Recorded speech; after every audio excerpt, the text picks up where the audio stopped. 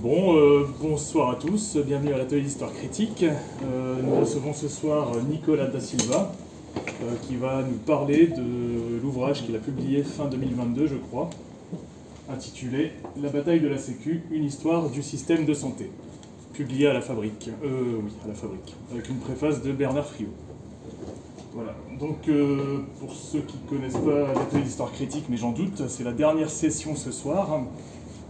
L'atelier d'histoire critique est un médium de diffusion de l'histoire sur des problématiques actuelles, politiques, qui peuvent nous toucher dans notre existence et dont on peut se saisir pour se situer, voire pour agir. Voilà, donc je remercie bien évidemment l'auteur de venir nous parler de son livre, la librairie Le Biglemois qui participe à l'événement des 25 ans de la Fabrique, dans lequel se déroule cet événement, et bien entendu à vous d'être venus assez nombreux pour nous écouter. Alors Nicolas da Silva, vous êtes économiste, maître de conférences à l'Université Paris 13. Vous êtes spécialiste d'économie politique, en particulier des questions liées au capitalisme, de la sécurité sociale et des politiques de protection sociale. Votre ouvrage, La bataille de la Sécu, une histoire du système de santé, paraît intervenir au terme de près de 10 ans de travaux portant sur les évolutions contemporaines des politiques de santé et de leur incidence sur la société. Avec des thématiques comme l'industrialisation de la médecine, l'approche quantitative au fondement de l'offre de soins, les changements liés au Covid-19 comme la télémédecine, l'accès aux soins et bien sûr la sécurité sociale. Dans le livre, l'économiste se fait historien du système de santé sur plus de 2 siècles, depuis la Révolution française jusqu'à la crise du Covid. Vous vous appuyez sur une large bibliographie plutôt actuelle, ainsi que sur des archives assez nombreuses donnant force et rigueur à votre démonstration, avec des données qui vous font prendre conscience du marasme actuel dans lequel se trouve la Sécu. L'enjeu du livre est le suivant. Sortir du mythe d'un État social, fruit du consensus entre communistes et gaullistes, au sortir de la guerre, auquel on doit un système de protection du plus grand nombre qui ne pourrait pas être remis en cause. Vous vous déprenez donc de la lecture du consensus pour réhabiliter celle du conflit comme facteur du changement historique. À cet égard, vous tenez à distinguer la sociale de l'État social. La sociale est l'ensemble des travailleurs auto-organisés qui instituent la protection face aux risques sociaux tout au long du XIXe et du XXe siècle, contre l'État et le capital, et qui prendront le pouvoir sur les caisses de sécurité sociale en 1946. L'État social, lui, procède de la guerre totale. Donc la guerre totale est un type de guerre qui embrigade l'ensemble de la société, avec l'estompement des barrières entre soldats et citoyens, arrière et front, engageant de fait toute l'économie dans l'effort de guerre. Donc l'État social, c'est tout simplement l'État qui est obligé de secourir les populations qu'il a engagées massivement dans la guerre pour se prémunir de la contestation sociale. En 1946, la sociale et l'État social deviennent antagonistes. L'État social menant tout de suite l'offensive pour se réapproprier le régime général de sécurité sociale qui sera effective au milieu des années 1990. Ce qui met en cause le principe de solidarité initiale, ouvrant la voie à un capitalisme de soins prenant toujours plus de place. À cet égard, il n'est plus possible de distinguer État social et capitalisme. Car c'est bien un enjeu de pouvoir qui préside à la gestion du système de sécurité sociale et pas tellement un enjeu financier. Il n'est pas question pour l'État et le capital de laisser les travailleurs s'auto-organiser dans la production et le financement du soin. Aussi, l'enjeu financier passe au second plan, car les budgets seraient bien suffisants s'ils n'étaient pas parasités par le coût des complémentaires santé et par l'orchestration de la dette de la Sécu par l'État et les marchés financiers. Avec une meilleure distribution du pouvoir, on pourrait faire bien mieux, tant du côté des patients que des soignants. Comme vous le dites en conclusion, la bataille de la Sécu est aujourd'hui une bataille pour la connaissance de l'histoire. Se déprendre de la lecture du consensus et connaître l'histoire de ce rapport de force peut nous faire bouger d'une ligne essentiellement défensive de nos acquis sociaux, constitutifs des mouvements sociaux qui, dans le cas des retraites, s'est soldé par une défaite, vers une stratégie de conquête de pouvoir des outils de la protection sociale. Votre choix du temps long, en prenant pour cadre l'avènement du capitalisme pour analyser l'évolution des institutions du système de santé, nous montre les différentes phases du rapport de force entre les travailleurs auto-organisés et l'État gestionnaire. Ce qui m'amène à ma première question. Vous remontez plus de 200 ans d'histoire dans vos 2 premiers chapitres, au moment de l'avènement du capitalisme. En quoi est-ce nécessaire pour comprendre la lente organisation d'un système de soins constitué d'ordinaire à l'après-guerre? Merci pour cette présentation. Merci pour l'invitation. Merci d'être venus aussi nombreux pour écouter ce que j'ai à vous proposer comme lecture. Puis surtout, merci beaucoup de faire vivre cette association qui est absolument incroyable. Hein. Tu en as parlé un peu beaucoup, j'en dirai pas plus. Alors, évidemment, la question qu'il faut se poser tout de suite, c'est mais pourquoi aller jusqu'à la Révolution? Parce qu'effectivement, moi, les questions que je me pose, c'est des questions pour tout de suite. C'est pourquoi on se tape encore des complémentaires santé qui sont inégalitaires et inefficaces. C'est pourquoi l'hôpital public n'est pas à même d'accueillir les gens aujourd'hui, tout de suite. Pourquoi la médecine est encore si libérale qu'ils refusent même de vouloir s'installer là où on a besoin d'eux. Ce sont ces questions extrêmement contemporaines qui m'animent. Et en fait, j'ai ressenti le besoin dans mes travaux, qui sont déjà un petit peu anciens, comme tu l'as bien souligné, de faire un détour qui est un détour par l'histoire. Alors pourquoi ça? Au début, ça paraît vraiment, je veux dire, superflu, alors qu'à mon avis, c'est absolument déterminant. Pourquoi? Parce qu'on voit bien la façon dont est posé, le débat public, il ne va pas du tout. C'est-à-dire qu'en fait, aujourd'hui, alors bien sûr, il y a la crise, on est dans une période perpétuelle de crise, en fait, on n'a jamais été aussi riche. Quand on regarde les indicateurs économiques, on n'a jamais produit autant de richesses. Alors c'est bien, c'est pas bien, c'est durable, c'est pas durable, ce sont des questions extrêmement importantes auxquelles on pourrait, donner des réponses plus ou moins réjouissantes. Mais en tout cas, il est tout à fait clair qu'on n'a jamais produit autant de richesses. Et pourtant, on dirait qu'on ne pourrait plus se payer la Sécu. Et c'est très paradoxal, parce que quand on réfléchit 2 secondes, cette Sécu à laquelle j'imagine on est tous très attachés, quand on regarde les grandes dates qui sont associées à son histoire, on a tous en tête 1945. Mais 1945, c'est quoi? C'est pas un moment où d'un coup on devient hyper riche et qu'on peut se la payer. Au contraire, 1945, on sort de la guerre. Et quand on sort d'une guerre, souvent, la plupart du temps, on sort plus pauvre que quand on rentre dans la guerre. Il y a des destructions matérielles, plein de destructions matérielles, des routes, des ponts, des usines, des logements, des terrains agricoles, plein de destructions. Donc en fait, on est moins riche, matériel, mais aussi plein de destructions humaines, avec évidemment des décès, mais aussi des blessés, des disparus, etc., etc. On est beaucoup plus riche, et pourtant, c'est à ce moment-là qu'ils font la Sécu. Super bizarre. Et moi, c'est ça, c'est la question qui m'anime. C'est mais comment c'est possible d'avoir fait un truc comme ça à une période aussi difficile, alors qu'aujourd'hui, on ne serait pas capable? On ne serait pas capable. Ce serait bizarre. Et donc, c'est à partir de ce questionnement qui est un peu naïf, hein, bon, voilà, je me suis dit, je vais me plonger dans l'histoire pour essayer de comprendre quelque chose qui est ce qu'on appelle chez les économistes le changement institutionnel, disons, ou bien tout simplement la création de ces grandes institutions auxquelles on est tous attachés. Qu'est-ce qui fait que ces institutions naissent?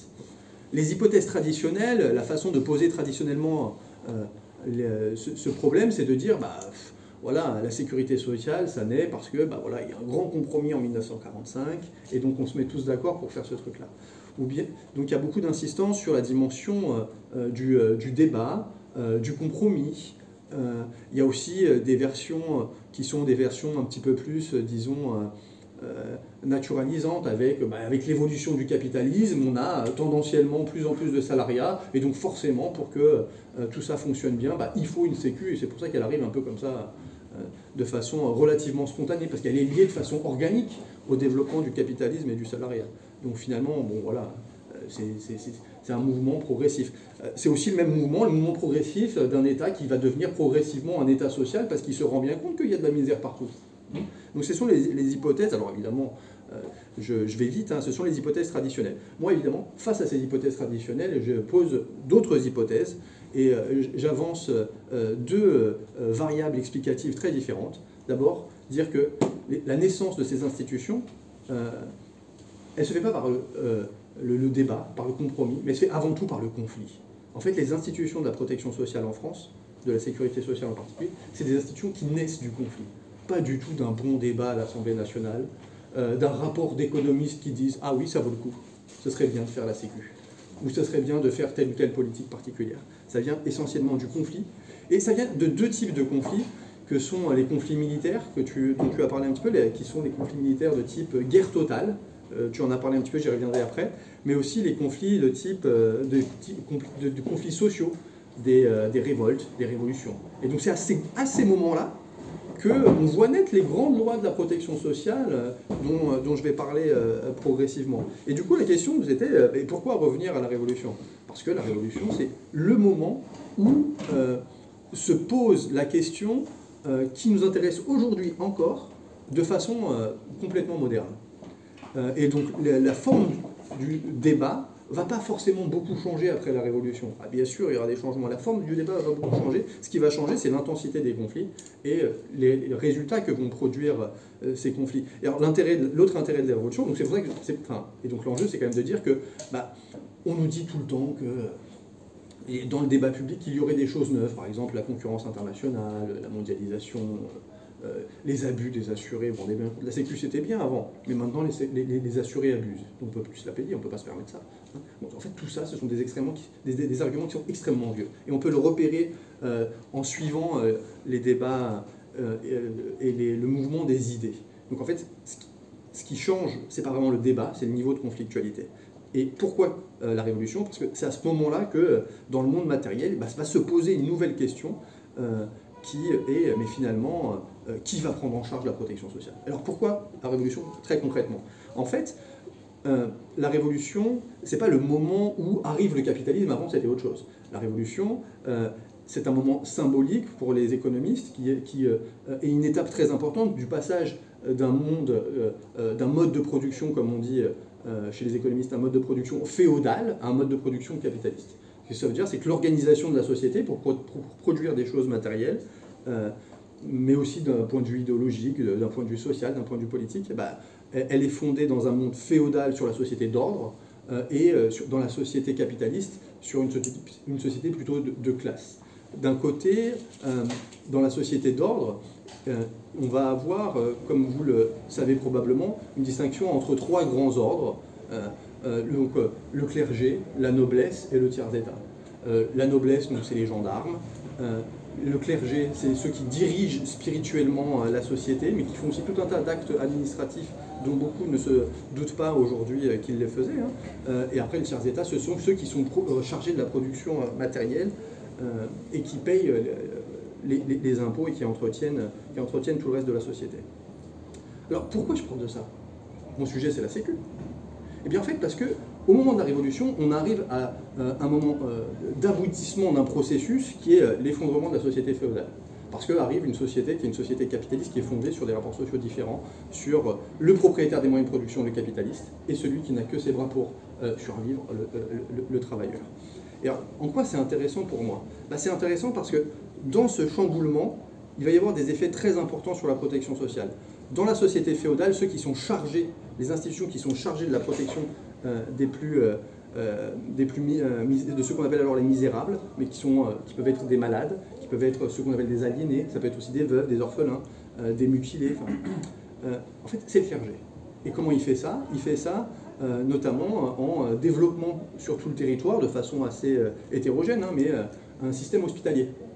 En fait, les hôpitaux, la plupart du temps, naissent durant la période féodale parce que quelqu'un du royaume, un sujet du royaume qui est fortuné et très pieux, laisse de l'argent pour ouvrir un hôpital ici ou là. Donc il y a un lien très fort entre le clergé et la façon le soin aux plus pauvres. Alors c'est un soin au sens pas du aujourd'hui. Aujourd'hui, quand on va se soigner, ce qu'on a en tête, c'est des médicaments, professionnels de santé, etc. C'est pas du tout ça. À cette époque-là, dans la société féodale, jusque même au début du XIXe siècle, le soin, c'est essentiellement un soin alimentaire. Les gens sont dans un état de dénuement tel que ce qu'on fait à l'hôpital, c'est que déjà, on leur donne à manger. Et en plus, à l'hôpital, en fait, il y a des médecins, mais il n'y en a pas beaucoup. L'essentiel de leur activité rémunérée, c'est en ville. Et ce qu'on trouve essentiellement dans les hôpitaux, c'est des religieuses qui vont prendre soin, mais au sens du care d'aujourd'hui, c'est-à-dire qu'elles vont s'occuper des gens qui sont là. Des malades, mais pas que des malades. Et en fait, c'est comme ça que s'organise la prise en charge des des plus pauvres, ou bien elles se organisent dans des formes de sociabilité traditionnelles que sont la commune, la famille. Avec l'avancée du capitalisme, en fait, il va y avoir une déstructuration de tous ces liens traditionnels. Il y a une forte déchristianisation, d'un côté, et à la Révolution, le plus grand perdant, c'est l'Église, c'est pas les nobles, parce qu'ils perdent une partie très très importante de leurs propriétés foncières qui sont vendues pour financer la guerre, parce qu'ils perdent tout un tas d'impôts et d'exemptions qu'ils avaient auparavant, et donc ils n'ont plus les moyens d'organiser la charité comme ils le faisaient auparavant. Du côté des sociabilités traditionnelles, la famille, la commune, etc., c'est pareil. Il y a une forte déstructuration parce qu'il y a le développement du travail urbain, la famille qui se délite, etc., etc., l'urbanisation qui crée des problèmes de santé, les nouvelles formes de travail qui créent de nouveaux problèmes de santé. Les accidents du travail, c'est pas un truc tout neuf. Je veux dire, l'Académie des sciences, avant la Révolution, explique que au travail, les gens meurent. Et donc là, on a des gens qui font partie de la haute société qui disent que nos plaisirs sont empourprés du sang des travailleurs. Alors j'ai la citation exacte dedans, c'est un historien qui s'appelle Thomas Leroux qui explique ça, qui dit que très tôt on a conscience de tous ces problèmes de santé, on a conscience du fait que les formes de prise en charge traditionnelles sont en train de s'effondrer, et à la Révolution, évidemment, tout ça connaît une accélération fondamentale, et dès la période révolutionnaire, dans les différentes commissions à l'Assemblée constituante, l'Assemblée nationale, etc., se pose la question, puisque c'est plus la charité qui va prendre en charge le soin, qui va le faire? Et donc là, on a l'opposition qu'on connaît aujourd'hui encore, c'est est-ce que ça va être l'État qui doit s'obliger vis-à-vis de ses citoyens, ou est-ce que finalement ça doit être la libre prévoyance? Et donc là, dès le début, il y a des passages de discours de conventionnels, de députés, qui explique de façon très fine comment est-ce qu'on pourrait organiser un système de santé où dans les différents districts, il pourrait y avoir un officier de santé qui est là pour soigner les gens malades, qui est là pour leur donner de la farine lorsqu'ils sont malades, qui est là pour leur donner des médicaments. Les gens de cette période sont des gens extrêmement contemporains. Je veux dire, il ne faut pas avoir une vision du Moyen-Âge dans son ensemble, de l'époque féodale dans son ensemble, du 18e en particulier, comme c'est des gens qui sont ignorants, qui sont très au courant des problèmes, et c'est à ce moment-là que se posent les problèmes politiques tels qu'on les connaît aujourd'hui. Sauf que la réponse, et c'est ça qui est intéressant, la réponse qui sera donnée, si on accepte la période 93, la réponse qui sera donnée, c'est qu'en fait, c'est pas l'État qui va s'en occuper de ça. Il y a un refus net de l'État de prendre en charge le soin aux plus pauvres en général, et en particulier pour les questions de santé. Et c'est même pire que ça, non seulement il y a un refus, donc il n'y aura pas de politique publique, mais en plus il y a l'interdiction de s'organiser. Une interdiction de s'organiser qui vient d'abord du fait de la volonté d'empêcher les travailleurs de s'organiser pour augmenter les prix de leur journée de travail. Donc en fait c'est l'interdiction de ce qu'on appelle aujourd'hui le syndicalisme, c'est les lois Chapelier et le décret Allard qui empêchent par exemple des réunions comme celle-ci de se tenir. Et donc vraiment l'État est dans la répression. Il y a des besoins, tout le monde reconnaît qu'il y a des besoins, mais il est dans la répression parce que son enjeu c'est de maintenir l'ordre social. Et de l'autre côté, ce qui se passe, c'est que dans l'ordre du travail, dans le monde du travail, le capital, le patron, il ne veut pas organiser des soins pour ses employés. Et donc on a là toute une classe travailleuse, qu'elle soit urbaine ou rurale, qui est dans un étau entre d'un côté l'État qui ne veut rien organiser, la seule chose qu'il dit aux gens c'est mettez de l'argent dans des caisses de libre prévoyance. Évidemment les gens n'ont pas d'argent pour faire ça, les travailleurs, travailleuses. Et de l'autre côté, donc d'un côté l'État et de l'autre côté le patronat, qui organise des conditions de travail qui les font mourir au travail. Et c'est dans cet étau que va se développer l'auto-organisation des travailleurs, qui vont créer notamment des mutuelles, mais aussi sur d'autres sujets des coopératives. Et qu'est-ce que ça va être au début? Ces sociétés de secours mutuels, rien à voir avec les complémentaires santé qu'on a aujourd'hui et les mutuelles dont on entend parler à l'époque. C'est que en fait, les gens s'auto-organisent parce qu'ils savent ce dont ils ont besoin. Et ce dont ils ont besoin, c'est de quoi? C'est quand ils sont malades, qu'ils aient ce qu'on appelle aujourd'hui une indemnité journalière. Parce que le premier problème qu'ils ont, c'est pas de se soigner, c'est de continuer à manger. Or, quand on est malade, on ne travaille plus, si on ne travaille plus, on n'est pas payé. Donc, premier sujet, se cotiser pour s'entraider lorsque l'un d'entre nous a un problème, et donc d'abord donner un peu de sous pour pouvoir continuer à vivre. Ça va être le développement, ces sociétés de secours mutuels, de formes de démocratie qui sont intolérables à cette époque, puisque le pouvoir a vécu 1793, et donc il a bien compris que le problème de la démocratie, c'est qu'il est possible que les gens décident démocratiquement de remettre en cause la propriété privée. Donc là, il n'est pas trop d'accord. Mais dans ces sociétés de secours mutuel, alors qu'elles sont à ce moment-là interdites, il y a le développement des pratiques démocratiques, alors qu'on est dans des sociétés qui, sous différentes formes de régimes politiques, n'acceptent pas les principes démocratiques encore, ou en tout cas démocratiques au sens électif tel qu'on le connaît aujourd'hui. Donc ces sociétés de secours mutuel, elles sont assez ambivalentes. D'un côté, elles sont ce que je viens de décrire, c'est-à-dire des formes d'auto-organisation pour changer le monde, des outils de transformation sociale. Et elles vont même servir de comités de lutte, de syndicats qui ne disent pas leur nom, et donc elles vont être beaucoup réprimées pour ça. Et de l'autre côté, on va avoir des sociétés de secours mutuel qui vont être récupérées par le pouvoir et qui vont être des outils de pacification sociale.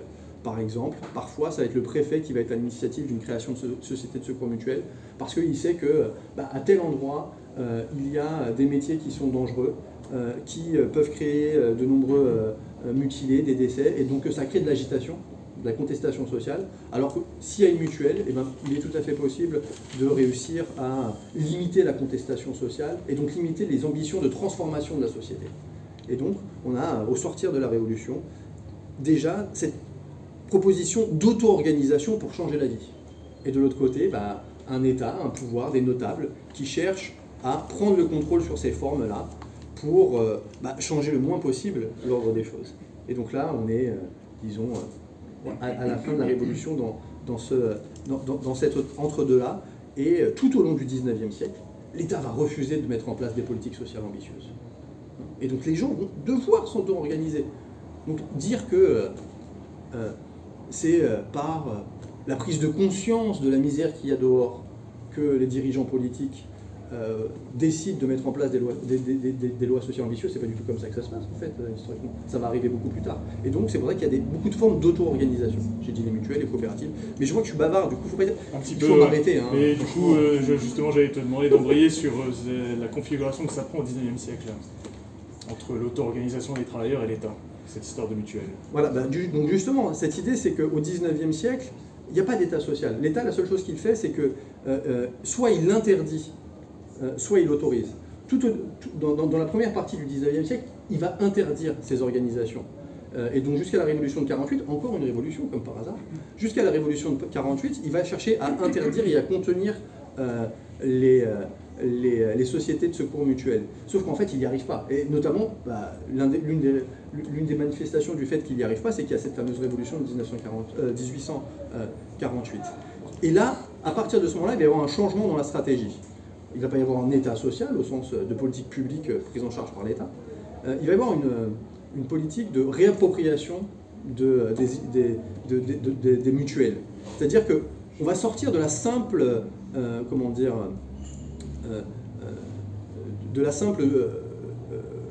condamnation des mutuelles, on va les autoriser. Mais on va les autoriser en changeant le sens. Il va y avoir une volonté de subvertir le sens des sociétés de secours mutuels.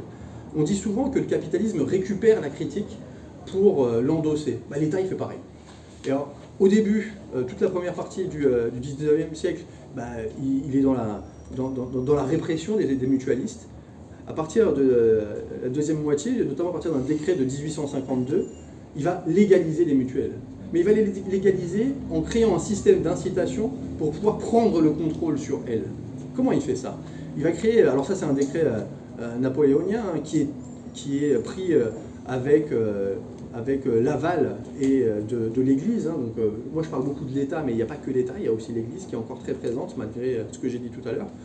Et ce décret, il dit qu'on va créer des sociétés de secours mutuels approuvées et des sociétés de secours mutuels autorisées. Dans les sociétés de secours mutuels approuvées, qu'est-ce qu'on a? Eh bien, on a un régime qui est le régime d'approbation qui implique qu'il y a une approbation politique. Comment ça se manifeste? Eh bien, ça se manifeste par le fait que le président de la mutuelle est nommé par le maire. Mais ce n'est pas un maire qui est élu, c'est un maire qui lui-même est nommé par le préfet, qui est nommé par l'empereur. Ou alors, ça va être une mutuelle qui va être dirigée par le clergé, donc ça va être le curé du coin. Ce contrôle politique se manifeste aussi par la présence de ce qu'on appelle des membres honoraires. Un membre honoraire, c'est quelqu'un qui met des sous dans la mutuelle, mais qui ne bénéficie pas des droits qui y sont associés. Donc en fait, c'est de la charité, quoi. Ça va être qui? Ça va être l'industriel du coin, ça va être le médecin, ça va être les notables. Pourquoi ils font ça? Parce que comme ça, ils sont au conseil d'administration et ils contrôlent ce qui se passe dans la mutuelle. Et ils contrôlent notamment qu'il n'y ait pas d'activité qui soit jugée subversive de l'ordre social. Alors, mais on va se dire, mais pourquoi ils accepteraient ça? En fait, ils acceptent ça parce qu'ils sont achetés pour ça. Parce qu'il y a des incitations très fortes à accepter ce type de système. Par exemple, on va avoir la possibilité de placer de l'argent avec un taux d'intérêt avantageux. Dans les sociétés mutuelles approuvées, il va être possible d'avoir des droits juridiques élargis. Les mutualistes qui sont dans ces sociétés, ils vont pouvoir louer des locaux. On va même leur en prêter. On va leur donner du matériel. Et donc, qu'est-ce qu'on fait comme ça? En fait, l'ambition de cette société de mutuelle approuvée, en fait, c'est de contrôler politiquement ce qui se passe dedans. Donc, ceux qui font ça, ils sont contrôlés politiquement. Dans l'autre possibilité, dans l'autre dispositif juridique, c'est des sociétés de mutuelles autorisées. Cette fois-ci, en fait, comme l'indique leur nom, elles sont juste autorisées d'exister, sans absolument aucun avantage. Au contraire, elles ont des limites, des plafonds d'argent qu'elles peuvent détenir. Elles n'ont pas le droit d'avoir un statut juridique qui leur permet de passer des actes juridiques quelconques. Mais le seul droit qu'elles ont, c'est un droit démocratique, en fait. Elles ont le droit, ces sociétés autorisées, de désigner par elles-mêmes leur directeur et la façon dont elles s'organisent. Et donc, qu'est-ce que ça veut dire? Ça veut dire que soit vous choisissez la mutuelle approuvée et le pouvoir politique vous contrôle parce qu'il place des gens qui sont des notables, soit vous avez les mutuelles autorisées, et cette fois-ci, en fait, vous êtes auto-sélectionné, et quand vous déposez vos statuts à la préfecture, le préfet sait qu'il faut que vous surveiller vous. Et donc, paradoxalement, ce qui se passe, c'est que dans toute la première partie, jusqu'à disons, la commune de Paris, en fait, il y a plein de gens, plein de mutualistes qui choisissent les sociétés de secours mutuels autorisées. Parce qu'ils savent qu'avec le contrôle politique, ils ne feront pas ce qu'ils veulent des sous. Et notamment, ils ne vont pas utiliser les sous pour faire caisse de grève, ou pour choisir comment ils vont décider d'autoriser l'accès aux sous. Parce que l'un des grands enjeux à cette époque, et qui va être un enjeu transversal jusqu'à aujourd'hui, c'est de moraliser la classe ouvrière, notamment dans son accès aux droits. Qu'est-ce que ça veut dire? Ça veut dire que dans la mutuelle, quand c'est géré directement par les cotisants, c'est différent que quand c'est géré par les notables. Pourquoi? Parce que quand c'est géré par les notables vont toujours se poser la question, oui, mais vous dites que vous êtes malade. Est-ce que vous êtes malade pour des bonnes raisons? Est-ce que vous n'avez pas un problème d'alcoolisme? Est-ce que vous occupez bien de votre famille, de vos enfants? Ça, c'est du côté notable, mais c'est aussi du côté médecin. Les médecins sont très liés à cette volonté de moraliser la classe ouvrière. Et de la même façon, ce sont des notables du régime, et leur enjeu, ça va être de limiter ou de contrôler l'accès aux soins. Alors que dans les sociétés autorisées, comme c'est géré par des ouvriers eux-mêmes, ils savent ce dont ils ont besoin et ils n'ont pas besoin de se suspecter les uns les autres. Alors, ça c'est la façon dont l'État organise la protection sociale. Ce qu'il cherche avant tout, c'est à maîtriser les potentialités subversives. Et à partir de la Commune de Paris, il va y avoir une scission quasi définitive entre d'un côté, dans le mouvement social, entre d'un côté les mutualistes, qui vont être de plus en plus des notables, et ils vont être tellement des notables que, en fait, ça va finir sous Vichy, enfin la Troisième République, c'est le summum de la société. Du coup, je te coupe parce qu'on Pardon. va devoir avancer. Ouais, Là, on voit bien comment l'État récupère une initiative ouvrière pour en faire un embryon d'assistance sociale, ouais. avec une forme de régulation qui est une forme de paternalisme social. On ne parle pas encore d'État social à cette époque. Donc toi, tu dis que l'État social naît avec les guerres mondiales, qui sont des guerres totales. Je l'ai évoqué en intro, et je voulais savoir si tu pouvais expliquer cette relation entre État, expliciter davantage cette relation entre État social et guerre totale, et son implication dans la production d'un système de santé qui nous avance toujours plus vers 46. Bien sûr, et ça c'est très important. Donc là, on aurait pu parler encore pendant très longtemps de ce qui se passe au 19e d'un point de vue d'organisation de la protection sociale. Mais ce qui est certain, c'est que quoi qu'on dise, l'État lui-même ne met jamais de sous. Quand on regarde la part des dépenses de l'État dans la richesse nationale, entre la Révolution française et 1914, on est toujours aux alentours de 10 points de pourcentage du PIB. D'accord ? Ça veut dire que la place de l'État dans la société n'augmente pas proportionnellement, c'est toujours la même.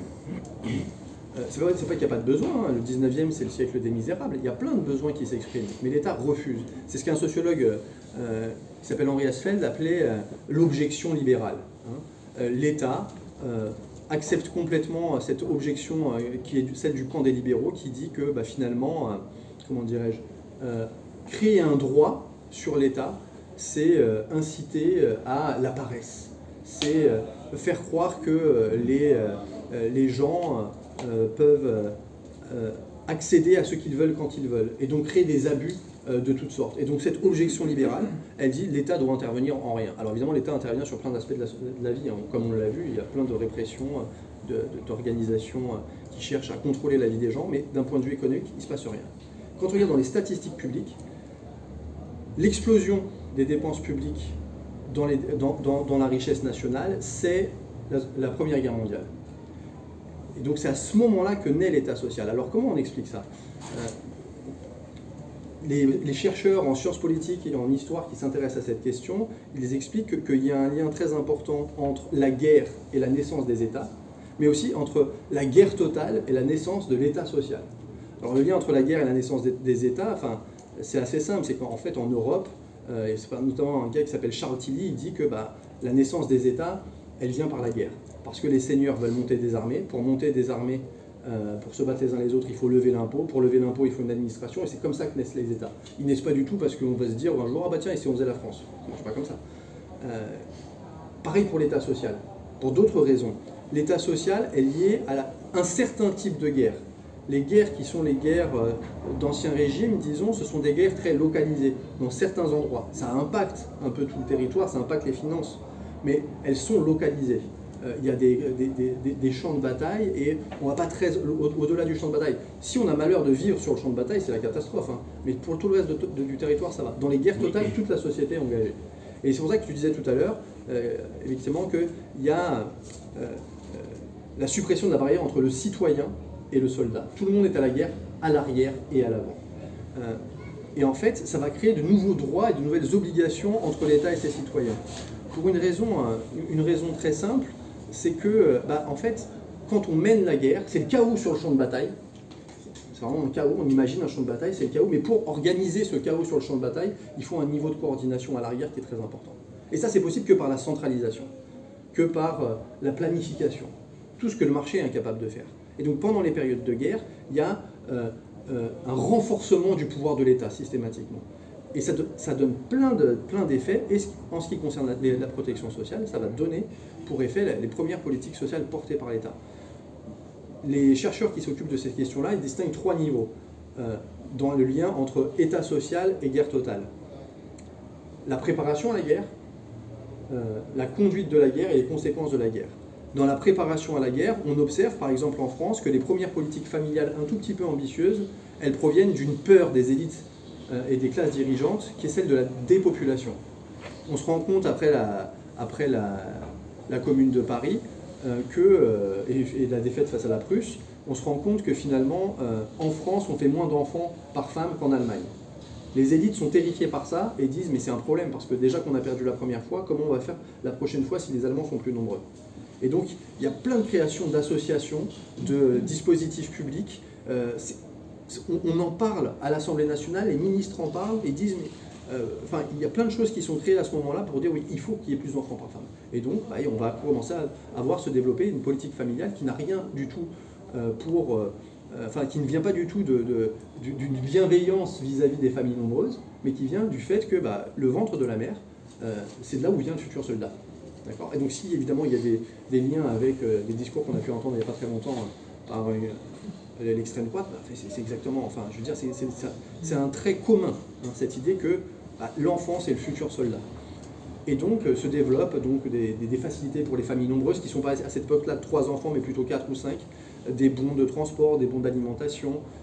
On va décriminaliser le mariage, on va libéraliser le mariage, on va criminaliser l'avortement. On va commencer à penser l'idée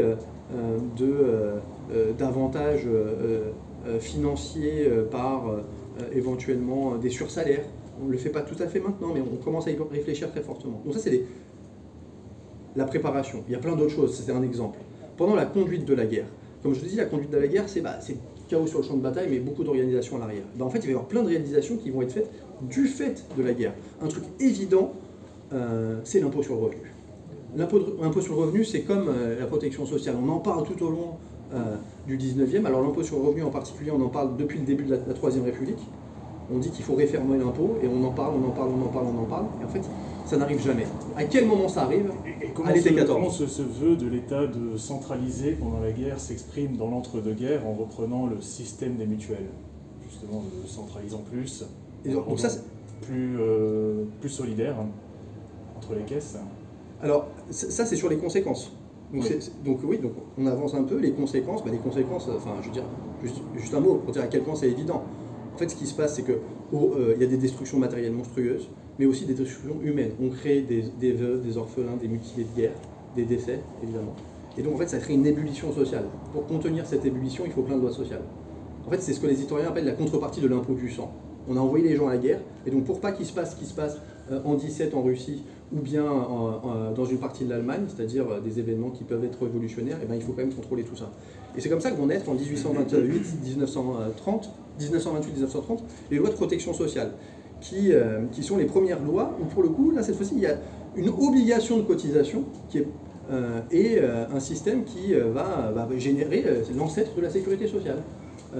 Cotisation sociale obligatoire pour tous les salariés de l'industrie et du commerce, et pour les retraites et pour la santé. Ça va être dirigé par qui? Pas par les gens qui cotisent. Ça va être un truc très notabilisé, ça va être dirigé essentiellement par les mutuelles, qui ont un pouvoir politique, par tout un tas de biais, mais aussi par l'État, par des caisses qui sont des caisses départementales. Et ça pose exactement les mêmes problèmes. Alors quand je dis que c'est très paternaliste, vous pouvez dire que j'exagère, mais en fait, quelqu'un de très, je veux dire, bien vu et qu'on ne peut pas qualifier de radical, disait cela. C'est quelqu'un qui s'appelle Pierre Larocque. C'est le premier directeur de la sécurité sociale. Lui disait, effectivement, la mutualité, c'est devenu une autre forme du paternalisme, qui était dans la gestion, qui était une gestion d'austérité, et qui empêchait l'accès aux soins. Et voilà le système dont on hérite. Et donc à partir de ce moment-là, effectivement, les dépenses sociales obligatoires, publiques, elles augmentent. Mais là, on est dans une forme d'état social, c'est-à-dire que c'est l'État qui contrôle, ce n'est pas les individus eux-mêmes. On n'est pas dans les mutuelles autogérées du début du 19e. Et, j'anticipe sur la suite, la radicalité, la rupture de 46, c'est pas la création de la sécurité sociale au sens de caisse d'assurance sociale obligatoire, publique. Ça existe déjà. C'est les lois d'assurance sociale de 1928-1930. La nouveauté, l'originalité, c'est pas ça. En 1945, on n'invente pas la Sécu au sens d'une organisation de la protection sociale publique. Ça existe déjà. En fait, ce qu'on va voir, c'est du public non étatique. Ce qui se passe avec la Sécu en 45-46, c'est qu'on n'a pas une nationalisation de la Sécu, on a une socialisation. C'est au sens où ce qui change, c'est le pouvoir politique sur l'institution. C'est plus les mutualistes, des notables, c'est plus l'État dans les caisses départementales qui vont décider de l'organisation de l'institution, ça va être les intéressés eux-mêmes. Et le grand changement, la grande radicalité, elle est là. Elle se concrétise comment? Dans les caisses de sécurité sociale, le pouvoir dans les conseils d'administration, c'est plus les notables, c'est plus les membres honoraires, hein, c'est les intéressés eux-mêmes, avec des votes qui sont assez imparfaits probablement, mais des répartitions de sièges qui sont à 1/4 pour le patronat et 3/4 pour le salariat. Alors on peut se dire, et on va se le dire, que ça reste imparfait, c'est sûr, mais l'intérêt c'est de voir la perspective longue, et dans la perspective longue, pour la première fois, la classe ouvrière, elle a un pouvoir inégalé dans son histoire sur une institution économique centrale. Pourquoi économique centrale? Parce que la Sécu, en 1945, c'est à peu près la moitié du budget de l'État. Très vite, ça va dépasser le budget de l'État. Et qui dirige ça? C'est des ouvriers. Dans l'intérêt de qui? Dans le leur. Et alors, ce truc-là, il est extrêmement conflictuel. Il n'y a pas de grande unanimité pour que ça se passe comme ça. Au contraire, dès le début, il ne faut pas attendre les années 80, le tournant néolibéral, etc., dès le début, il y a des oppositions massives. Non pas au fait de mettre de l'argent public pour organiser un système de santé, mais sur le fait que cet argent il soit contrôlé par les intéressés eux-mêmes. C'est ça le problème. Le problème, c'est pas l'argent. Et le problème, c'est le pouvoir sur cet argent. il n'y a pas de discussion sur le fait qu'il va falloir augmenter les cotisations. Et ce qui peut nous paraître très étonnant, c'est que en fait, en 1945, il y a une augmentation des cotisations par rapport à l'avant-guerre. On est moins riche, on augmente les cotisations. Aujourd'hui, on est plus riche, on ne peut pas le faire, c'est super bizarre. Ils le font. Mais ça, c'est pas du tout un enjeu de débat. L'enjeu du débat, c'est qui dirige. Et dès le début, il y a des défaites, parce que dès le début, il y a des oppositions massives. Les mutualistes, ils avaient tout, parce que c'était eux qui dirigeaient le système de protection sociale d'avant-guerre, et ils n'ont plus rien. Et ils sont dans une rage terrible. Et ils disent, dès le début 45-46, ils disent, oui, mais la sécurité sociale, c'est totalitaire. Hein, donc il y a une hargne contre la sécu. La mutuelle n'existe que parce qu'elle résiste à la sécu. C'est pas un truc sympa, la mutuelle, à partir de 45-46. C'est pour ça qu'on peut dire que bon, ça n'a rien à voir avec ce qu'on connaît à la fin de la Révolution. Ça, c'est les mutuelles. Le patronat, il est absolument contre ce qui se passe. Pourquoi ? Parce qu'en fait, le pouvoir aux intéressés, à cette époque-là, ça veut dire le pouvoir à la CGT. C'est son principal opposant, à ce moment-là. Il faut avoir en tête, je ne l'ai pas dit, je le dis, la sécurité sociale, c'est pas que santé retraite. Ça va aussi prendre en compte les accidents du travail et les allocations familiales. Or, avant-guerre, qui dirigeait tout ça? Santé retraite, j'en ai parlé. Les allocations familiales, c'est souvent des caisses patronales, avec une influence du clergé aussi. Les accidents du travail, c'est une caisse souvent qui est dirigée par le patronat et des assureurs privés à but lucratif. Ils perdent le pouvoir sur ces caisses. Et ils sont enragés, mais ils ne sont pas d'accord avec ça. Et dès le début, il va y avoir des projets du patronat de l'époque pour en finir avec le pouvoir ouvrier sur l'institution. Mais même dans les syndicats, il y a de l'opposition. C'est-à-dire qu'à cette époque-là, il y a la CFTC, et la CFTC, elle est contre l'organisation démocratique de la Sécu. Pourquoi? Parce qu'elle sait que si elle y a des élections, eh ben, en fait, elle ne pèse pas grand-chose face à la CGT. Et donc, elle aura plus de pouvoir si l'organisation, elle est comme avant-guerre, avec notamment l'influence de l'Église telle que je l'ai développée. Donc cette opposition très rapide, elle donne des défaites très rapides sur les principes principaux. C'est mal dit. Les principes d'organisation nouveaux. Et donc, alors que dans la commission qui pense les ordonnances de 45, qui s'appelle la commission des Lépines, les partisans d'une sécurité sociale portée par les intéressés disent bah, faisons la démocratie, une personne, une voix, bah, ils perdent. Et c'est 75-25. On se dit, mais pourquoi le patronat prend 25%? Il ne représente pas 25% de la population. Bon. Ils perdent sur d'autres sujets également. Les militants voulaient une caisse unique. Parce qu'avec une caisse unique, quand il y a un risque qui ne va pas bien, parce qu'une année, il y a des problèmes particuliers, et donc il y a des déficits sur les listes, et ben on peut prendre, pour combler ces déficits, on peut prendre les excédents d'une autre branche. Exemple typique, bah, dans les caisses d'allocation familiale, il y a un déficit, bah, on peut prendre un peu de sous sur les caisses de retraite. Et donc ça permet de compenser les risques, et donc ça donne une force beaucoup plus importante au système. Non, dès le début, il y a la volonté de casser ce truc-là. Et effectivement, les caisses de sécurité sociale, il y aura d'un côté celles qu'on appelle les caisses de sécurité sociale, santé, retraite, accident du travail, et de l'autre côté les caisses d'allocation familiale, séparées. Et dans ces caisses d'allocation familiale, le pouvoir des intéressés, c'est que 50%. Donc beaucoup de défaites dès le début. Tout ça pour illustrer le fait que l'enjeu, c'est pas les sous, l'enjeu, c'est qui décide. Et pourquoi c'est un enjeu important? J'illustre ça en quelques mots. Parce que qui décide sur les sous va avoir un impact sur le type de politique qui est menée. Les types de politiques qui sont menées avant-guerre, c'est des politiques qui sont de moralisation de la classe ouvrière, c'est-à-dire qu'on va essayer de limiter l'accès aux prestations et de contrôler tout le temps le fait que le pauvre est un bon pauvre. Parce que s'il est un mauvais pauvre, il n'a pas droit. C'est des trucs qui sont extrêmement contemporains. Vous voyez, je veux dire, là, on imagine déjà la rentrée prochaine sur l'aide à la rentrée scolaire. Je dis, ah oui, mais vous allez acheter des écrans plats avec ça. Enfin, c'est déjà comme ça tout le temps. Et donc, le fait d'avoir le pouvoir, ça permet de faire ce qu'on veut des sous. Et donc, ça va permettre d'abord, le premier point très important, c'est de faciliter l'accès aux droits. Ce qui va se passer, c'est que les caisses sont gérées par les intéressés, et ces intéressés, ils vont créer des caisses, mais en plus, ils vont créer des bureaux un peu partout dans les circonscriptions desquelles ils dépendent, pour faciliter l'accès aux caisses. Pour que les gens aient accès à leurs droits. Parce que c'est un grand problème, l'accès aux droits. C'est un problème aujourd'hui, mais c'est un problème encore plus profond à cette époque-là. Et ils vont faire un truc absolument incroyable, ils vont ouvrir des dépendances de la sécurité sociale dans les entreprises. Ce qui est un scandale pour les employeurs qui sont absolument contre ça. Ça, c'est sur l'accès. Mais il n'y a pas que l'accès, il y a aussi l'usage des sous. Toute une partie de l'usage de l'argent est préétablie par la loi. Il y a un contrôle, et donc ils ne font pas ce qu'ils veulent des sous. Mais sur une partie des budgets, ils peuvent faire ce qu'ils veulent. Qu'est-ce qu'ils vont faire? Ils vont utiliser ces sous non pas pour moraliser la classe ouvrière, faire des choses qui vont faire plaisir à tout le monde, mais faire des choses qui vont faire plaisir à eux, ceux dont ils ont besoin. Un cas qui est absolument éclairant, c'est celui de la médecine. Les médecins sont parmi les plus grands opposants à la sécurité sociale. Pas tous, hein, mais une grande partie d'entre eux, en tout cas les syndicats, le syndicat principal de cette époque. Il s'oppose. Et il ne veut pas signer des conventions. Ce qu'on appelle des conventions, c'est ce qui permet d'avoir des tarifs opposables. Le 25 euros. Vous allez chez un médecin qui est conventionné 5 euros, vous êtes sûr qu'il va prendre 25 euros.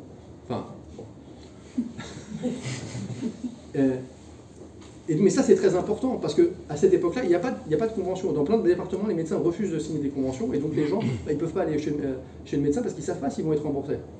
Alors qu'est-ce qu'ils font? Est-ce qu'ils restent les mains dans les poches, les élus dans ces caisses? Pas du tout. Ils disent que nous, on a besoin d'accéder aux médecins. Et donc si les médecins libéraux ne veulent pas faire avec nous, on va faire sans eux. Et donc ils vont commencer à financer des centres de santé. Et il va y avoir le développement de quelque chose qui existait déjà un peu avant-guerre, le développement de centres de santé collectifs qui sont portés soit par des médecins tout seuls, soit aussi par des communes, des municipalités, beaucoup par exemple de la banlieue rouge, il y en aura plein là-bas, ou bien même par des mutuelles ouvrières qui n'ont rien à voir avec les mutuelles de notables. Et beaucoup de mutuelles, par exemple dans les Bouches-du-Rhône, il y a une très grande tradition de mutuelles ouvrières dans les Bouches-du-Rhône, où ils vont développer des centres de santé, où ils vont faire de la médecine autrement. On va dire que le médecin c'est important, mais il y a d'autres professionnels aussi. On va dire que peut-être que c'est mieux de soigner avec du salariat plutôt qu'avec du paiement à l'acte. Toute chose qu'on se dit aujourd'hui, bah oui, vous aurez peut-être fait ça. Bah, en fait, ils y avaient déjà pensé en 45-46. Donc on voit bien que le pouvoir sur l'institution, ça change de type de politique. Et c'est pour ça qu'il y a une mémoire populaire absolument dévouée à cette institution. Et c'est pour ça que le premier type de réforme qui va être faite, c'est pas du tout des réformes d'austérité. Pas du tout. L'enjeu, c'est pas les sous d'abord. L'enjeu, c'est le pouvoir sur l'institution. Et donc, oui, on est dans une phase d'étatisation bien poussée, dès l'après-guerre jusqu'aux années 1990. Donc, dans les années 1990, elle est complète avec les planches Juppé. Et comment expliquer qu'à partir de cette date, l'État investit de moins en moins dans la Sécu, au nom de la contrainte budgétaire, hein, laissant de plus en plus la place à un capitalisme de soins? Alors, comme je l'ai dit, le premier objectif des classes dominantes, c'est l'État, mais c'est aussi le patronat, c'est de se réapproprier la Sécu.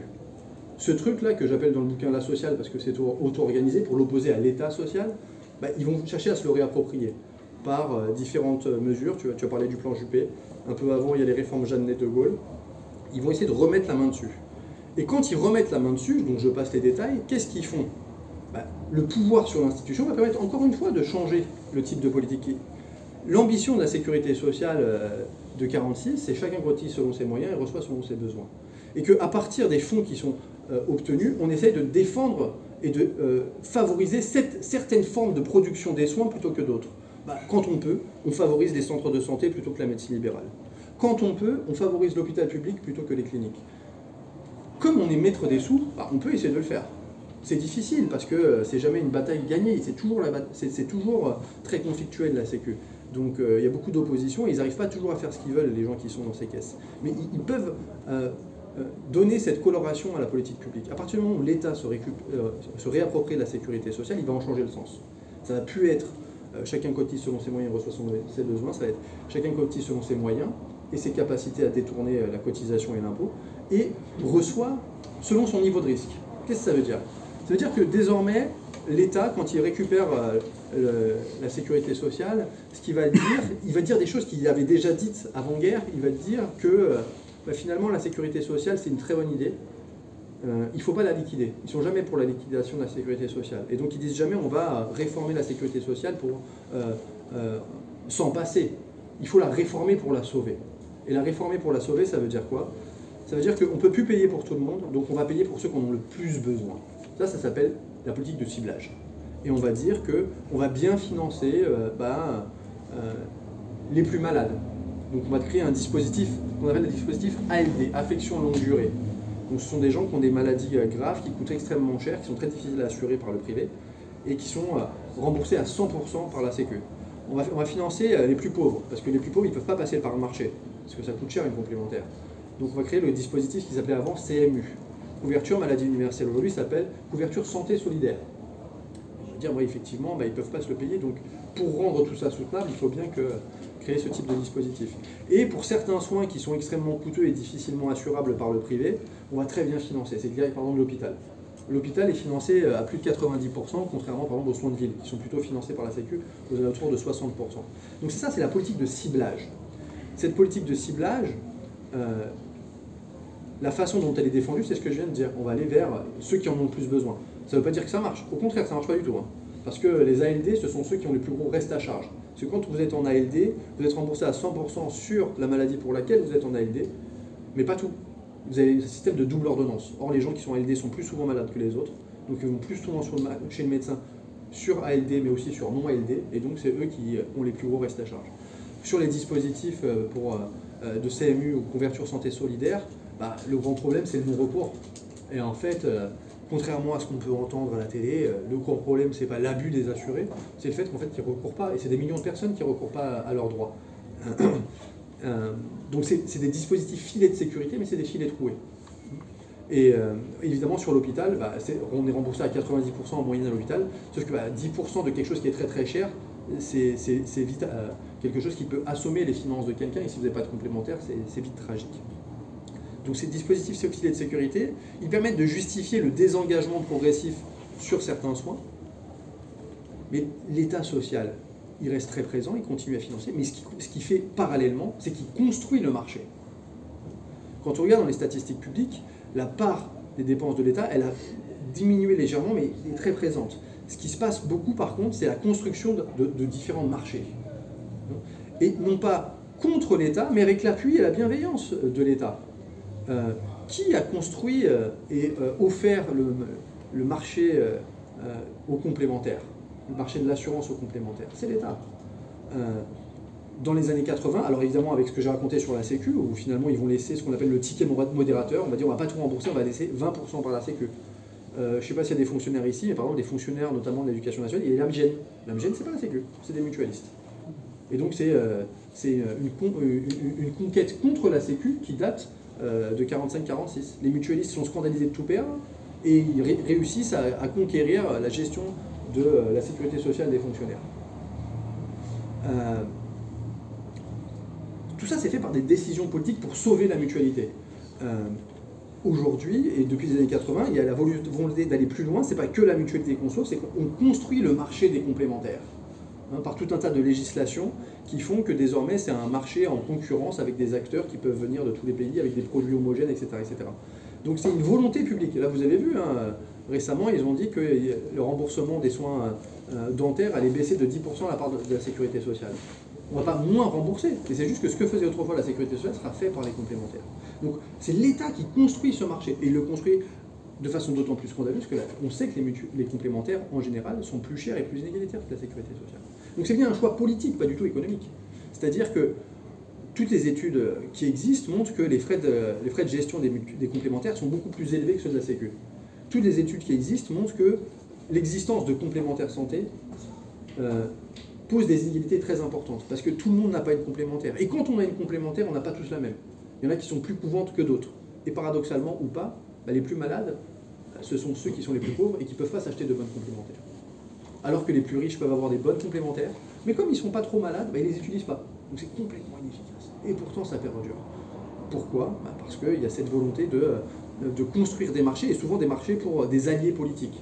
Vous savez par exemple que le monde de la mutualité, c'est un monde qui est très lié au monde politique, aussi au monde syndical, et que plein de carrières des politiciens d'aujourd'hui, elles passent par la mutualité et par les différentes mutuelles existantes. Pour donner un exemple un peu concret, l'ancien président de l'Assemblée nationale, Richard Ferrand, il était dans les mutuelles de Bretagne, et d'ailleurs c'est pas super bien. Du coup, je conclus juste ce point avant que tu conclues pour qu'on arrive à l'heure. Il y a aussi, ce que tu relèves très bien dans ton livre, l'industrialisation de l'offre de soins. Exactement. Qui est basée sur le principe de prendre en charge une maladie, non plus un patient. Ouais. Et du coup, on fait des profils types de malades à travers une moyenne, une pondération, et on les accueille sur cette base-là dans les institutions de soins, notamment les EHPAD. Exactement. Chose tout à fait flippante. C'est clair. En fait, ce que je viens de raconter sur les complémentaires, c'est l'aspect construction du marché. La construction du marché concerne aussi d'autres trucs, les cliniques privées qui se développent par un processus d'industrialisation, concentration, financiarisation, les centres de santé, qui de plus en plus aussi sont liés au capital, mais aussi les laboratoires de biologie médicale, l'industrie pharmaceutique, j'avais oublié l'industrie pharmaceutique. Je suis obligé de le dire, l'industrie pharmaceutique, elle ne vit que parce que l'État veut bien rembourser les médicaments qui coûtent une blinde. On pense que l'industrie pharmaceutique, c'est le capitalisme libre et non faussé, des gens qui sont en concurrence pour l'innovation. En fait, l'organisation de l'industrie pharmaceutique et de ce secteur d'activité, c'est la sécurité sociale qui solvabilise la spéculation de l'industrie pharmaceutique, qui ne découvre pas forcément beaucoup de choses d'ailleurs, parce qu'en fait, les découvertes, elles sont souvent financées par le public, mais récupérées par le privé après.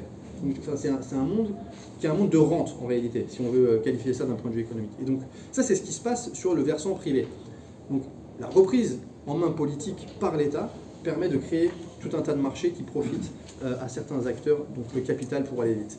Mais du côté public, il faut dire deux choses. La première, c'est qu'il n'y a pas vraiment de réduction des financements. C'est simplement que les financements n'augmentent pas aussi vite que les besoins. Et c'est comme ça que se manifeste la politique d'austérité, parce qu'il y a une austérité. Et cette austérité, c'est voilà, de ne pas faire augmenter la production publique de soins aussi vite que les besoins. Comment c'est fait? C'est fait essentiellement par deux moyens. D'abord, on va limiter le nombre de producteurs de soins publics. Et ça veut dire quoi? Ça veut dire, par exemple, pour les hôpitaux, si on va limiter le nombre de lits. Donc il y a une politique qui a été de fermeture de plein de services. D'accord, de réorganiser la façon dont on prend en charge en disant que cette fois-ci, désormais, on va prendre en charge les gens, non pas de façon complète, mais ce qu'on appelle de façon partielle, c'est-à-dire vous venez à l'hôpital un jour et vous repartez le même jour. Évidemment, tout ça pose tout un tas de problèmes parce que ça suppose qu'il y ait des gens qui puissent vous emmener, des gens qui puissent vous ramener chez vous, des gens qui puissent vous surveiller, etc., etc.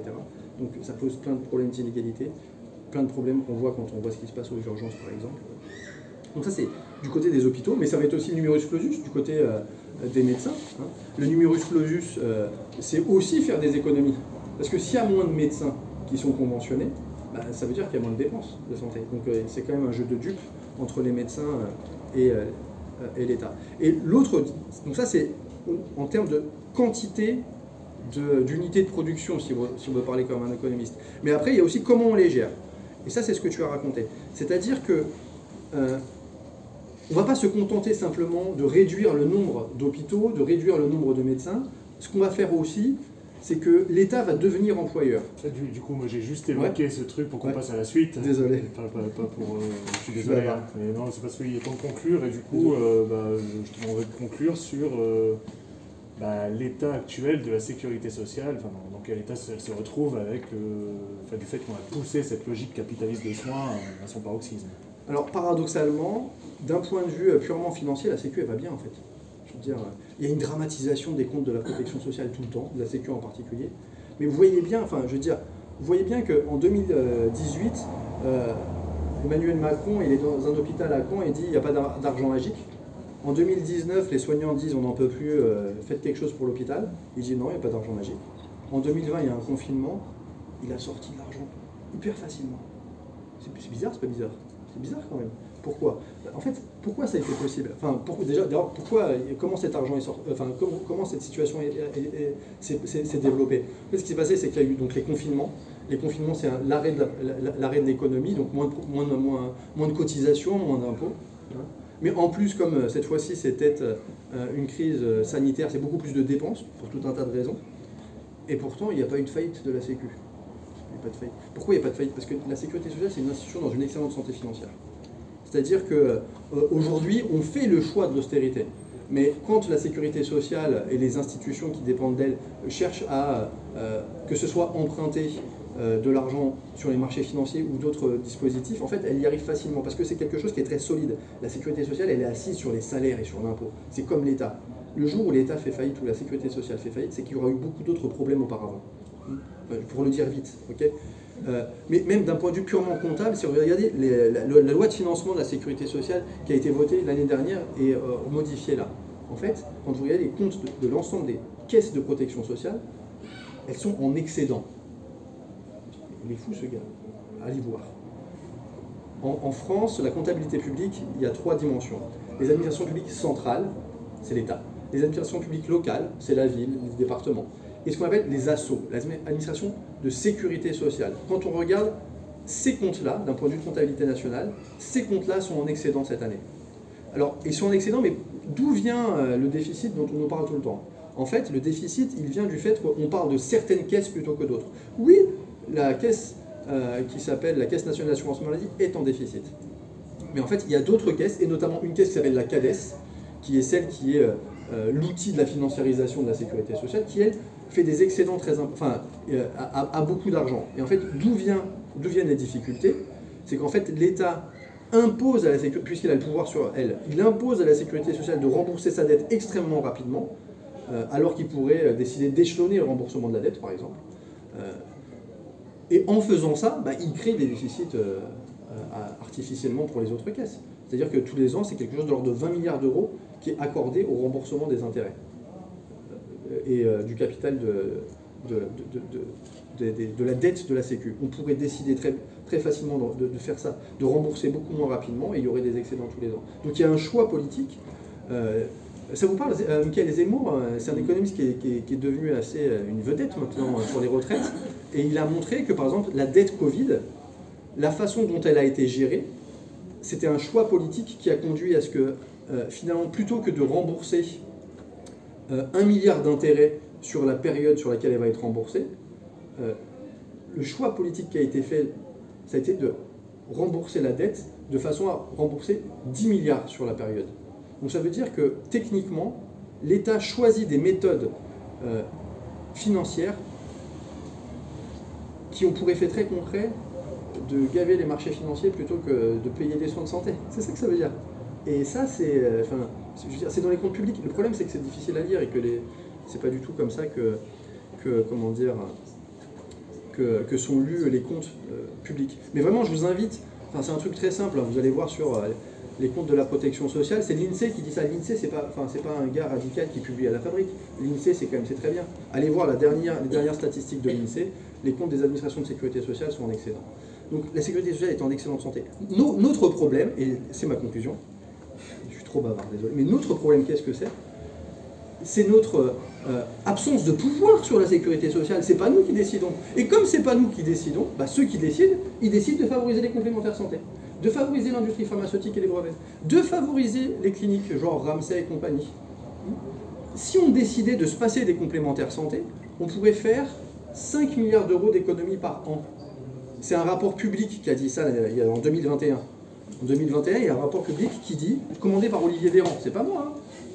Olivier Véran, il commande un rapport public, les services du ministère, les services statistiques du ministère font une évaluation et ils disent, voilà, si sur les prix, qui sont les prix administrés, les prix conventionnés, la part qu'on appelle ticket modérateur, plutôt qu'on laisse les complémentaires faire, on demande à la Sécu de faire, on économise 5 milliards d'euros par an. 5 milliards d'euros par an, on se dit c'est beaucoup, c'est pas beaucoup. Le Ségur de la santé, avec le plan massif pour l'hôpital, c'était 6 milliards d'euros pour l'hôpital en 5 ans. Ça veut dire qu'en fait, on se paye un Ségur tous les ans presque. C'est ça que ça veut dire, la gabegie des complémentaires santé. C'est ça que ça veut dire. C'est énorme. Donc notre problème, c'est pas un problème financier, c'est pas plus d'argent pour la Sécu. Parce que plus d'argent pour la Sécu, ça va tomber dans les poches de l'industrie pharmaceutique, dans les poches de Ramsay Santé, des médecins libéraux qui, des fois, font un peu n'importe quoi. C'est ça que ça veut dire, plus d'argent pour la Sécu. Probablement qu'il en faut plus, notamment, par exemple, dans les services d'urgence. Mais ce qu'il faut, c'est surtout avoir le pouvoir sur les caisses de sécurité sociale pour décider démocratiquement de comment est-ce qu'on utilise ces sous. C'est exactement ce qui se passe avec la réforme des retraites. La réforme des retraites, tout le monde était contre. Pourtant, seuls contre tous, ils peuvent le faire. Tout le monde a montré, et des gens qui sont des gens pas forcément de grands radicaux, que l'enjeu financier était minime. Le président du corps, conseil d'orientation des retraites, avait dit il n'y a pas de problème financier à moyen terme pour la réforme des retraites. D'ailleurs, il s'est fait engueuler pour ça. Personne n'en voulait, toutes les statistiques, tous les sondages ont montré que personne n'en voulait, aucun syndicat n'en voulait. La réforme de Macron en 2019 sur les retraites, la CFDT était d'accord. Cette fois-ci, personne n'en voulait et ils l'ont fait. Bien que notre enjeu, ça paraît naïf de finir comme ça, mais notre enjeu, c'est pas du tout un enjeu économique, c'est un enjeu politique. C'est reprendre le pouvoir sur la Sécu. Voilà. Désolé, j'étais trop...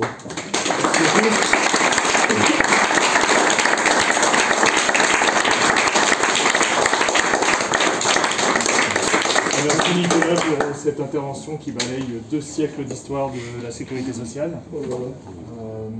On a un petit 25 minutes pour un tour de questions.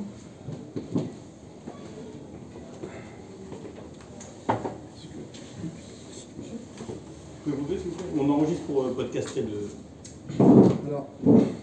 l'entretien. J'ai mon téléphone, mais c'est pour prendre des notes, parce que j'ai pas pris mon papier. Je tiens, J'ai trouvé surtout la première partie intéressante au niveau historique. Et je trouve que, en fait, ni plus ni moins que l'histoire de la lutte des classes et de l'État avec son antagonisme de classe, en fait, tout simplement, je crois. Et donc, je pense que quand on parle de l'État social, à la Première Guerre mondiale, je pense que ça correspond tout à fait à ce que les révolutionnaires de la Troisième Internationale ont justement cité comme étant, à partir de cette période-là, l'ère des guerres et donc de l'impérialisme et tout ce qui va avec, et la santé avec tout ça. Pour la Sécu, quand elle a été refaite, la sécurité sociale qu'on connaît après-guerre, évidemment, si on reste dans cette logique de lutte de classe, il était évident que sortir de la guerre, il fallait faire à tout prix, faire travailler la classe ouvrière, reconstruire le pays, et il fallait leur faire faire des heures pas possibles. Et la Sécu a servi à ça, entre autres. Et pour finir, justement, qu'as-tu comme réponse à ce problème d'antagonisme, de lutte de classe? Qu'as-tu comme réponse à ça? Je ne sais pas si c'est cité dans le bouquin, je ne l'ai pas lu. Mais en tout cas, il y a une réponse qui peut être, je crois, intéressante. C'est ce qui est cité dans un bouquin qui s'appelle « La santé et la révolution », aux éditions Les Bons Caractères. Où justement, il est évoqué une autre façon de voir la santé, et donc ça se passe pendant la Révolution russe, et une histoire de la santé qui finalement est très peu connue, et montre justement, qui a été dit au début, la manière dont la classe ouvrière, au final on parlait bien de classe ouvrière, a été capable de s'organiser, et ne plus dépendre de l'État.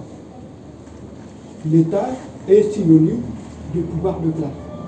Depuis la Mésopotamie, c'est ça. Et donc, je pense que c'est à réfléchir. On prend une deuxième question?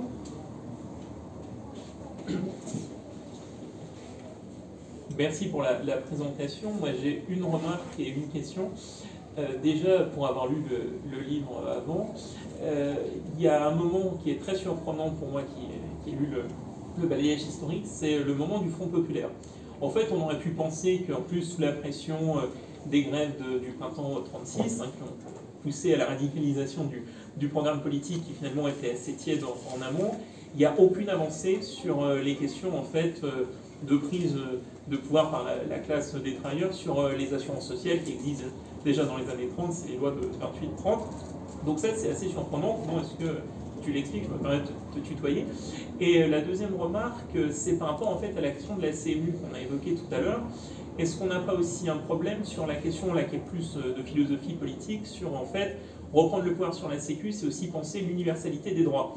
Parce qu'en fait, la logique de la CMU, qui est une logique de la fausse gauche ou de la gauche néolibérale, c'est de dire on revient sur effectivement des publics très ponctuels, les plus pauvres, les malades de longue durée, etc., pour casser l'idée que en fait, la sécurité sociale, c'est un bien collectif et que ça a aussi vocation, je vais un peu être provocateur, à assurer Bernard Arnault potentiellement. Et c'est la force aussi, l'action de l'universel du modèle, qui faisait aussi sa force politique.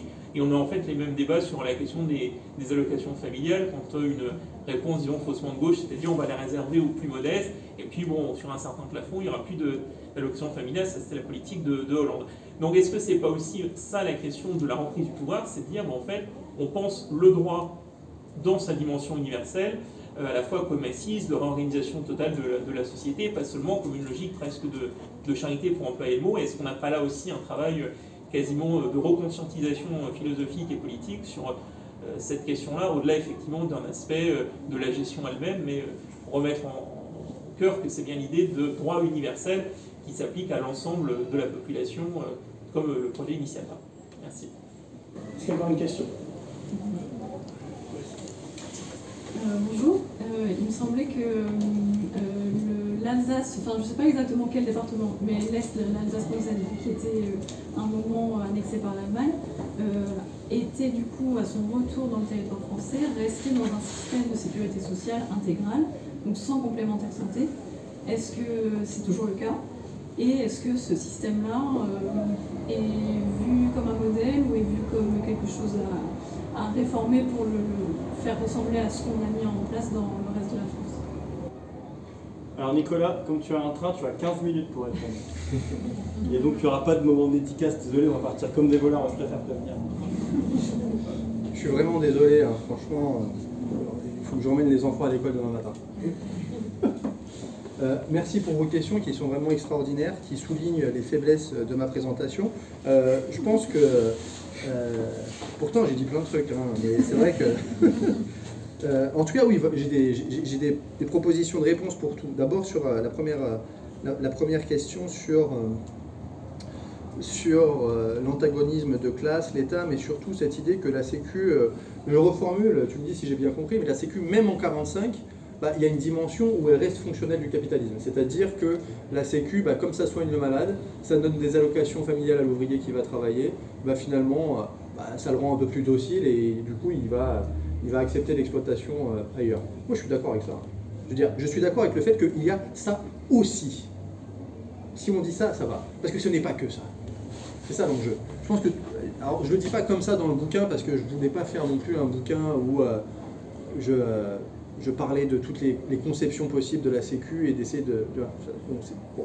Mais c'est vrai qu'il y a pas mal de conceptions de la Sécu qui sont des conceptions, disons, très à gauche, très radicales, qui disent qu'il n'y a rien de bon dans la Sécu parce que la Sécu, finalement, c'est fonctionnel du capitalisme, je l'ai dit. Moi, je suis d'accord pour dire que c'est ça. Et pourquoi c'est vrai, et pourquoi il y a une partie de ça qui est vrai, c'est parce qu'en fait, c'est la critique, tu l'as dit, traditionnelle du mouvement ouvrier.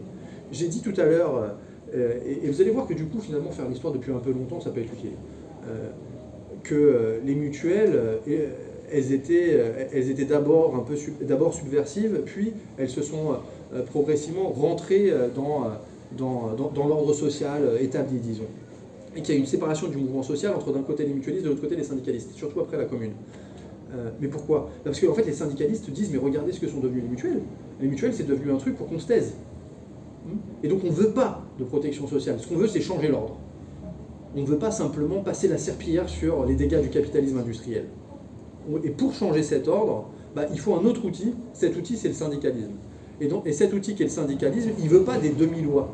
Parce qu'en plus, ces demi-lois, souvent, ce sont des lois qui ne nous bénéficient en rien. L'opposition qui existe aux mutuelles, elle va se donner à voir notamment en 1910. Je n'en ai pas parlé. 1910, c'est la loi des retraites ouvrières et paysannes. Qui dit quoi? Qui dit on va cotiser, en échange on aura une retraite. C'est à ce moment-là que la CGT dit, et on n'en veut pas, c'est la retraite pour les morts. Parce que l'âge de départ à la retraite, il est supérieur à l'espérance de vie. Et c'est pour ça qu'ils n'en veulent pas. Évidemment qu'on ne veut pas de cette protection sociale. Sauf qu'ils ne disent pas que ça. Quand on regarde ce qu'ils disent, ok, vous voulez nous faire une protection sociale, d'accord. Mais alors c'est nous qui la dirigeons, et c'est nous qui décidons de comment ça marche. Et dans ce cas-là, on veut bien. Et c'est ça qui se passe avec la Sécu, et qui, moi, à mon avis, vraiment fait que ce n'est pas que ça, et que c'est aussi un outil de transformation sociale. Pourquoi? Parce qu'à partir du moment où on a le pouvoir, on peut décider de favoriser la production publique ou de favoriser la production privée, de favoriser l'industrie pharmaceutique, je ne sais pas moi, Pfizer et compagnie, ou favoriser autre chose. L'exemple que j'ai donné tout à l'heure, c'est favoriser la médecine de groupe, plutôt salariée, ou favoriser la médecine libérale. Et c'est parce que on a le pouvoir sur cette institution qu'on peut faire... Alors ils ont essayé, sauf que 1945, c'est pas un nirvana, c'est pas un modèle fini, où finalement les militants de cette époque-là ont pu faire ce qu'ils voulaient. Et que d'ailleurs, tout ce qu'ils voulaient était bien, pas forcément. Il n'y a pas de... Enfin, c'est pas des gens idéaux. Et parmi les difficultés de cette époque-là, c'est que comme c'est extrêmement conflictuel, le patronat n'est pas d'accord, les médecins ne sont pas d'accord, les mutualistes ne sont pas d'accord, l'État veut déjà reprendre le pouvoir, la CFTC n'est pas d'accord, il y a des dissensions au sein de la CGT qui va bientôt avoir la scission avec FO. Il y a tout ça à gérer. Il y a toute cette conflictualité à gérer, et donc évidemment que ce n'est pas un modèle fini, mais c'est un modèle qui, à mon avis, donne, une image de la route que l'on peut tracer. C'est à partir du moment où on a le contrôle sur les financements, alors on peut contrôler de la production. Et donc ça donne tout à fait du corps à cette idée qu'il faut exproprier les expropriateurs. Donc de ce point de vue-là, pour moi, la sécurité sociale est aussi ambivalente. Et évidemment, tu as bien vu, insister sur un trait plutôt que l'autre.